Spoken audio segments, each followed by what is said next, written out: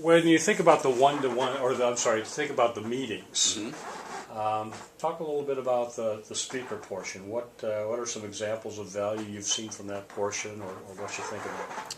Right. Typically, the speakers are obviously going to come in and address a particular topic or an issue that may be happening. It can be leadership, delegation, human resources, sales training, customer satisfaction, measurements, and every time someone has come in, I've typically learned at least a few things where it kind of gets me thinking about something that's happening in our business. And it can range to that topic, or there may be something that they touch upon that is practical and implementable, or it may be in terms of how we're processing decisions. But in each case, I found that the speaker at least hits on something that we could be doing better.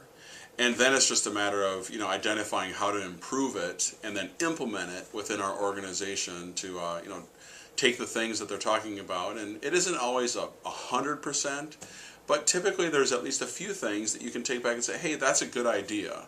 And they're often not concrete, foundational shakers, but they're really just good things to do that can be better, at least within our organization. And we're always trying to become better, but there's always something that we can be doing that's just a little bit different or a little bit better than what we were doing it before. And the other half of the meeting is usually spent processing issues that members bring to the table for feedback. Can you give me a couple of examples of where that's been helpful for you? Right. I brought a couple issues to the group. One of those related to our customer service and outside sales alignment. And what was beneficial is I was able to frame that issue in a way that the group could understand it without having to really know anything about our business. And most businesses have inside customer service representatives and at least some sort of outside sales.